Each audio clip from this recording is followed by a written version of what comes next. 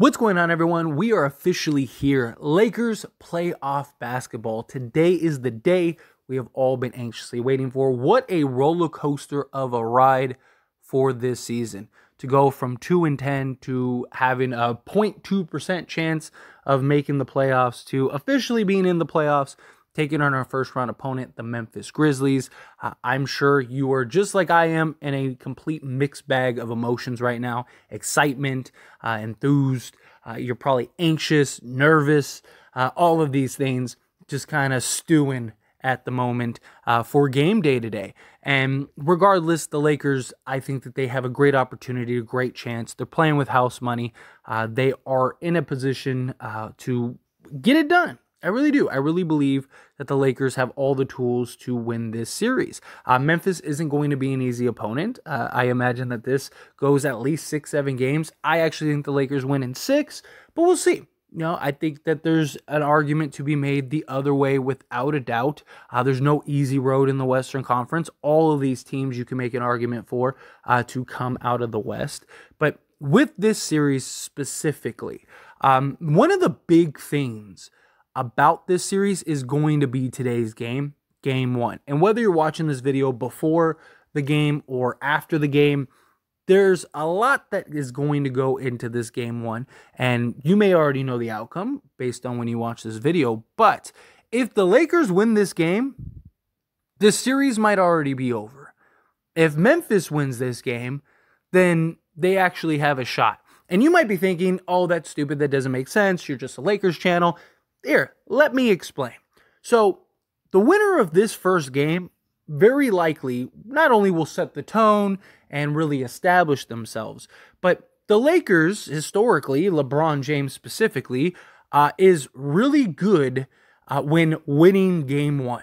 He is 27-2 all time when winning Game 1. And those 2 losses are against the Boston Celtics when everyone thought he quit earlier in his career, and that first Dallas series, which, again, was a huge major blunder. Outside of that, he has basically been unbeatable when he wins Game 1. After losing Game 1, he's still 12-9, and like 8 of those are against the Golden State Warriors in the finals. So LeBron is very tough to beat when you even lose Game 1 or when you win Game 1 against him, and nearly impossible to beat unless you're the Boston Celtics earlier in his career or the Miami Heat in the first year that he put that team together. Outside of that, good luck beating LeBron. And now look, it's a different LeBron. He's older. I get it. All of those things. But LeBron has always used Game 1 as the filler out game.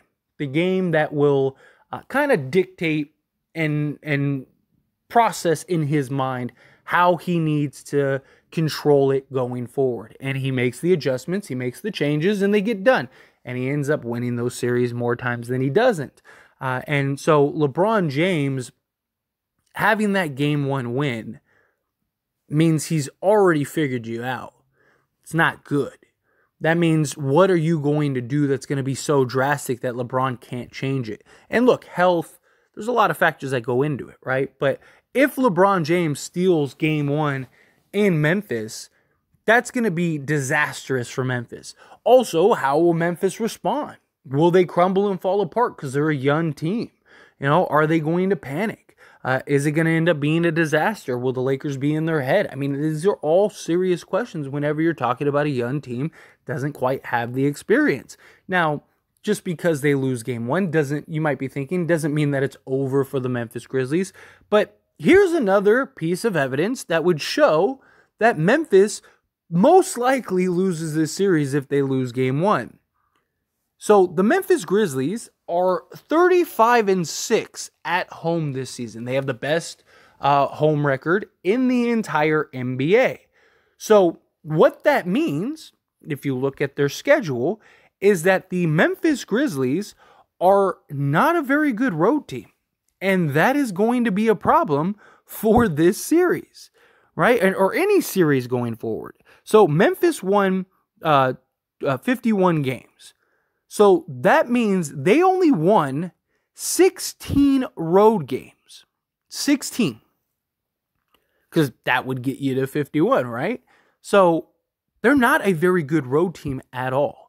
which means that they essentially have to win all 4 of their home games to win this series. Now, of course, they could win a game on the road. Hey, 16 wins is still 16 wins on the road, but you're talking playoffs where the atmosphere and environment is much different than the regular season, right? You see if teams can't win in the regular season on the road, they failed to win in the postseason on the road. Prime example, the Golden State Warriors. Golden State Warriors, you can make an argument, were in control that entire game. And guess what happened? The home crowd got involved.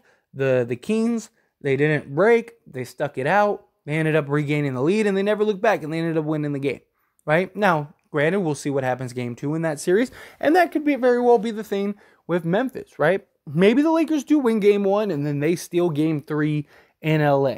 But it is going to be very challenging because, again, LeBron doesn't lose when he wins game 1. And on top of that, Memphis isn't a very good road team. Excellent home team.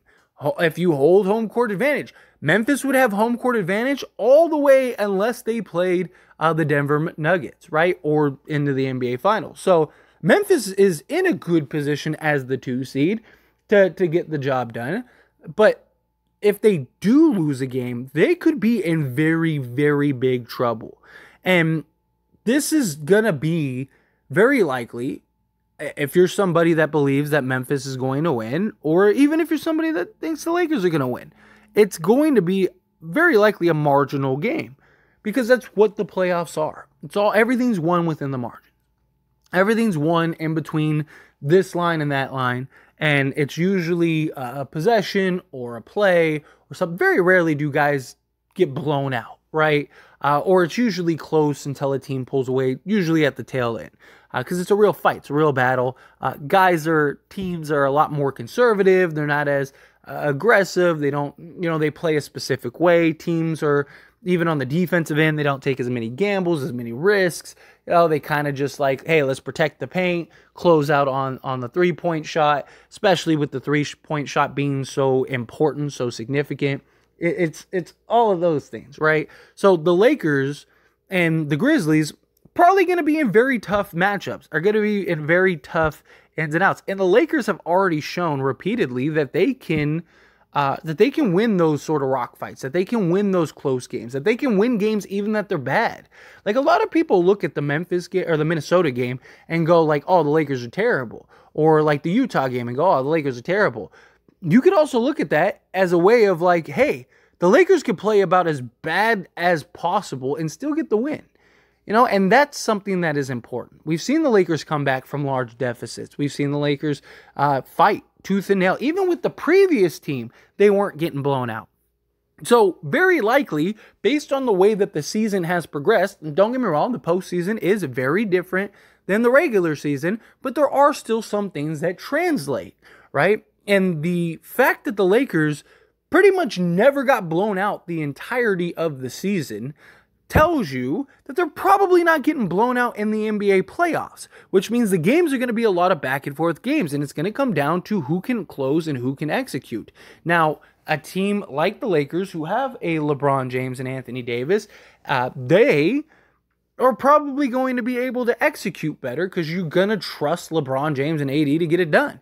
Not just that, but LeBron James and Anthony Davis are the 2 best players in this series.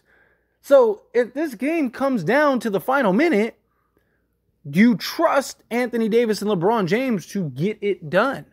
And if the Grizzlies, if Ja Morant, who can't really shoot the ball, what he's going to do. If the Lakers can get those stops, then they're going to win this game. And the problem is, will the pressure for Memphis, will that mount? Memphis essentially has to go 2-0 if they want this series if they want a chance to win this series. And look, of course, this is opinionated because we don't know how the series is going to go, right? Everybody could think that they know exactly how this is going to go and how it's going to happen. I'm just using the evidence that we have in front of us, the information that is out there to paint this picture and make this argument. And the argument says based on all the stats and all the facts, that like if Memphis loses at home, they're not going to win this series because they're not a very good road team. They're not a good road team at all. I mean, 16 road wins? That is terrible. Terrible. So, if you're the Lakers, which if I know this, that means the Lakers know this. So, if I'm the Lakers, I'm doing everything in my power to make sure that I win at least one road game. Because if you win one road game, then you're probably going to win the series. So that just puts so much more pressure on the Memphis Grizzlies. And you don't think the Memphis Grizzlies know that? Seriously, you don't think Memphis knows that, like, hey, if we lose a home game, we're not very good on the road? You don't think that that's going to add even further pressure? You know, like, look, the Grizzlies are a very confident, very cocky team. But reality is reality. There have been questions all season with Memphis on can they beat good teams? Can they win on the road? And a lot of those really haven't still been answered. You know, the Lakers, yes, people like to point out that they beat, you know, the Suns without this. You know what they do have? They have a top defense, a top offense. They're the only team outside of the Boston Celtics that are in the top 7 in both defense and offense. They had the best record next to the Milwaukee Bucks in the entire league. I mean, they beat the Grizzlies 2 out of 3 times this year. And the other time, the time that they lost, it took Ja Morant going supernova, and LeBron James and D'Angelo Russell didn't play that game. Again, playoffs are very different than the regular season, but look, don't be shocked. Memphis is missing Steven Adams. They're missing Brandon Clark.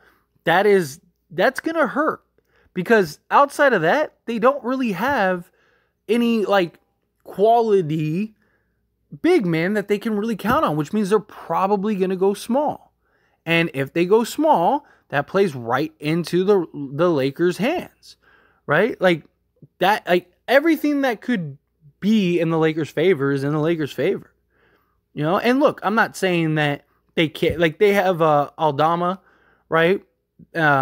He's a guy that could come in, but like, is he really going to kill the Lakers? He shouldn't be. If he does, and the Lakers are in real trouble. They have Conchar. If I said his name right, off the top of my head, you got those 2 guys, right? Like, are those guys going to really change anything? Are those guys going to be a real factor? Are they even going to play? You know, Williams, is he going to even play? Chandler, does he even play? Like, you know, the chances are Memphis is just going to go small. They're probably going to run like 7 guys, and it'll probably be Ja Morant, Desmond Baines, Dylan Brooks, Luke Kennard, Tyus Jones, and Xavier Tillman. Those will probably be the 7 guys that play. Outside of that, nobody else probably plays. And so that means they're going to be outmatched in several areas. Dylan Brooks, he can't shoot. Neither can Tillman. Ja Morant can't shoot. He has his moments. He has his games. You know, so, like, don't get me wrong. Luke Kennard always seems to turn into, like, you know, Steph Curry after, you know, eating Popeye's spinach, you know, or drinks Michael Jordan's secret sauce, you know, secret drink, like, for whatever reason. So Luke Kennard loves to play, so we got to contain him, and Desmond Baines can absolutely light it up and knock it down from 3. Jaren Jackson Jr. is not somebody to take lightly, but he also can't play more than like 25 minutes a game because the guy can't stay out of foul trouble. He leads the league, or he's second in the league in fouls. That's not good. That means the Lakers have all the advantages in this series. The Lakers should win this series. And if they win game 1, that is an absolute disaster for the Memphis Grizzlies. But anyway, as always, this is a discussion, so I pass the question on you. Let me know your thoughts and opinions down in the comments below. Do you agree with the information? Do you not? Do you think Lakers win it? Do you think they don't? However you feel, whatever your thoughts are, I'd love to hear it. Let me know.